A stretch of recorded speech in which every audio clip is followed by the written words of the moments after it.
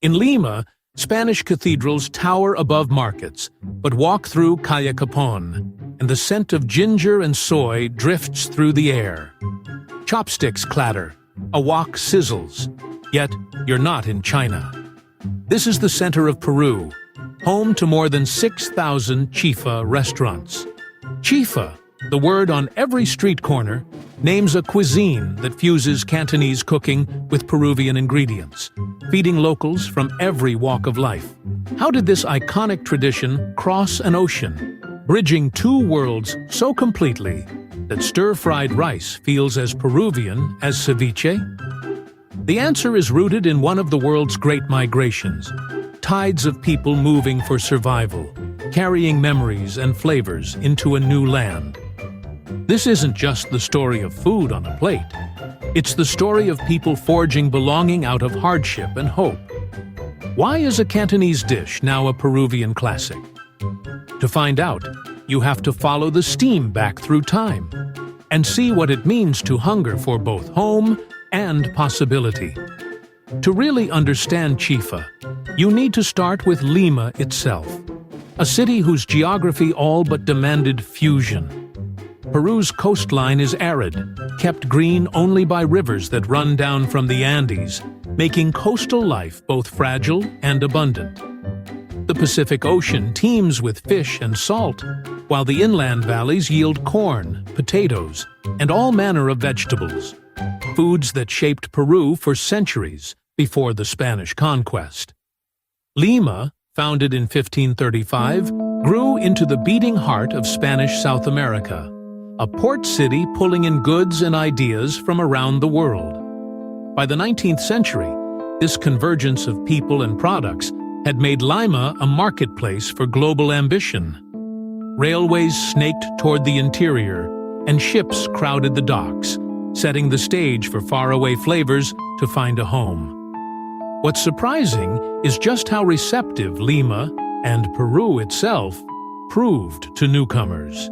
In the Spanish colonial era, there were already Asian influences arriving, with Chinese, Japanese, and even Filipino laborers and merchants mixing into the urban fabric. But it would take a monumental wave of migration to truly tip the scales, and the city's geography meant that new arrivals from Asia, landing at the port and settling in the neighborhoods closest to trade, left an indelible mark. When Chinese immigrants began to settle along the coast, and especially in Lima, they brought with them not only their cuisine, but their own networks, building communities around marketplaces and small shops. Lima's Chinatown, Barrio Chino, became one of the Western Hemisphere's earliest, a crossroads where the sound of Cantonese mingled with Spanish, and where the smell of frying rice embedded itself in the city's consciousness. The city's markets and climate both challenged and enabled these newcomers. Local vegetables replaced familiar Asian greens. Andean potatoes stood in for long grains, and the Pacific's bounty, from seafood to salt, wound up in dishes reshaped by geography. The story of chifa begins where ocean, valley, and city converge. A place built for transformation, waiting for the ingredients and the people who would make it sing. But to know how chifa truly took root, we have to rewind, because nothing about this fusion was guaranteed. In the mid-19th century, the world was hungry for labor. Peru's agricultural sector, especially its booming guano mines and sugar plantations, demanded workers. The immigration law of 1849 opened Peru's doors, and between 1849 and 1874, tens of thousands of Cantonese laborers, estimates range from 80,000 to 100,000, arrived by ship. These migrants, known as coolies, faced journeys of exhaustion and uncertainty, often under harsh contracts and in deeply unfamiliar lands. Records show that the conditions were brutal. Many laborers perished, unable to escape abuse or the crushing weight of work in mines and cane fields. Why did they risk so much? For many, the answer was survival. Poverty and war made the journey out of Guangdong a last hope for families with few options. Some came by force, others out of desperation, but all would see their world turned upside down. Most were men. When their contracts ended, they found themselves in a country that needed their labor but offered little support. Unable to return to China and barred from further migration for decades, these men began to build new lives in Peru. They married local women, indigenous, mestizo, black, often forming families that blended languages, religions, and food traditions. This, too, is surprising. Unlike other countries, Peru generally accepted these unions, fostering a significant mixed heritage community. What's remarkable is how this hybrid identity grew. In Lima, Chinatown flourished. Calle Capon, once a livestock yard, transformed into a lively quarter filled with cooking and commerce. Chifa restaurants sprouted along these streets. If you walked through that neighborhood in the early 1900s, you might hear Cantonese phrases calling diners to "chifan," time to eat. Restaurants with names like Tonkin Sen and San Joy Lao became legendary social hubs, with crowds lured by the aroma of fried rice. Lima's embrace was far from unconditional. Anti-Chinese sentiment flared in dark periods, with pogroms and violence during the War of the Pacific. And for decades, migration was tightly restricted. But the foundation was already laid. Here's the receipt. Capon turned into the birthplace of Chinese food and of the first Peruvian chifas, a blessing from the sky. Soon all of Lima comes to eat at Tonkin Sen, to Thon Po, to Men Yut, and to San Joy Lao, where there was dancing to a live orchestra. Leon, 2007. The intermingling didn't just produce food, it remade what it meant to be Peruvian. Over generations, Chinese immigrants and their descendants picked up Spanish surnames, let go of ancestral languages, and built businesses well beyond the restaurant. Some sources estimate that 15% of Peruvians today have some Chinese ancestry, a testament to the lasting legacy of these unions. Yet each time a wok fired up in Lima, it was a quiet act of resistance and belonging, a way of saying, "We are here, and we feed this country." But chifa's distinct flavor isn't just about who cooked it. There's a deeper question. Why did these new arrivals reach for Peruvian ingredients? And why did locals line up for something so different from anything they'd tasted before? That answer goes through the economics of Lima's kitchens and the way supply, demand, and innovation could turn necessity into delight. Step into a chifa kitchen in Lima, and you see a puzzle of necessity, invention, and opportunity.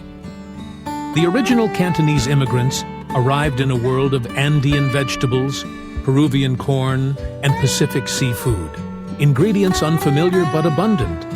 Imports from China were expensive and limited. Contracts kept workers poor, so cooks improvised, swapping local vegetables for Chinese greens, Andean potatoes for long-grain rice, using whatever was cheapest and closest at hand. In a kind of culinary alchemy, they made something new out of scarcity. The classic fried rice, chifa, offers a clue.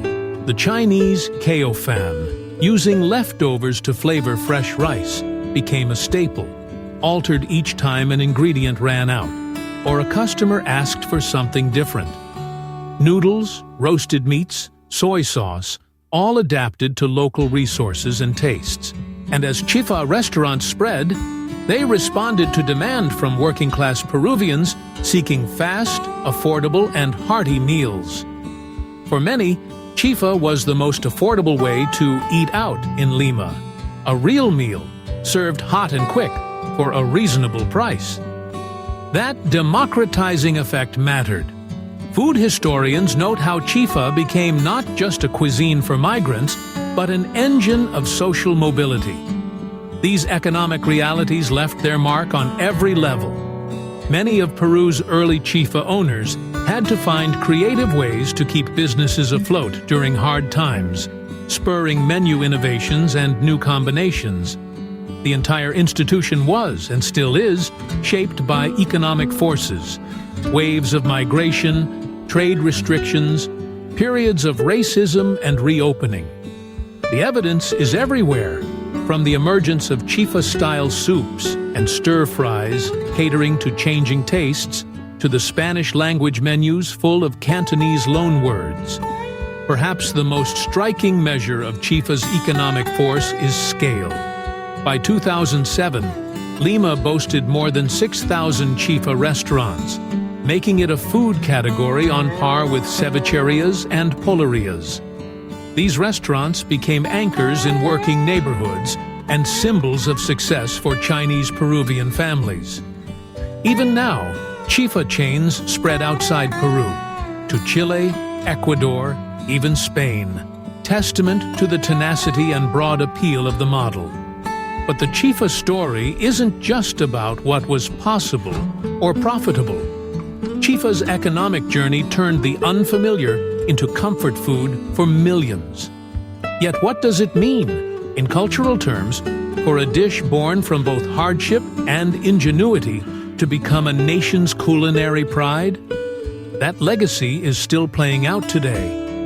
Chifa's journey from survival food to symbol is now woven into the Peruvian imagination. What started as a way for newcomers to make do became a point of pride. Lima's chifa restaurants are living records, hubs for Chinese families weathering exclusion and becoming part of a new nation, places where Peruvians from all backgrounds gathered to taste something born from need but refined through generations. Ordering chifa, or a spoonful of wonton soup in Lima, means stepping into a story more than a century old, one of heartbreak and adaptation, celebration and change. The word chifa is so embedded in Peruvian Spanish that most never question its Chinese origins. Yet in every plate, you taste the improvisation and resilience of the first cooks far from home. The depth is striking. Some accounts estimate 15% of Peruvians have Chinese ancestry, a legacy of migration and the country's inclusive social fabric. Chifa is diaspora itself, a cuisine formed by journey, transformed by what was at hand, and cherished by all who adapted it. Even as Chinese Peruvians lose ancestral language or see traditions fade each generation, chifa remains constant, a point of identity and channel for memory. Big city chains and neighborhood shops blend histories. Each plate is a celebration of fusion, remix, and claiming new identities. To this day, chifa adapts, always balancing the familiar with the new. The story isn't over. Every new cook at the wok chooses between past and present, giving the Peruvian palate something to remember. But why does chifa still command so much reverence today? That's the final question tying the story together. Chifa's secret isn't just in the wok, or in the blend of Peruvian potatoes with Cantonese flavors. Its power lies in what it reveals about Peru, a nation shaped by hardship, adaptation, and the search for belonging. What began as survival, meals improvised from memory and necessity, became a symbol of how new identities take root. Today, chifa stands as a proud marker of what Peruvians have built together, absorbing outsiders and creating something unmistakably their own. Here's the twist. Peru's beloved comfort food was once foreign, made by and for outsiders. Now, it's eaten by millions. Ordinary, essential, a part of home. When you next hear chifa or pass calle capon, remember, this sizzle is the story of invention, community, and journeys remade at the table. In Peru, even a plate of fried rice can carry the taste of a journey, and show how becoming at home is never just about food, but about finding a place to belong.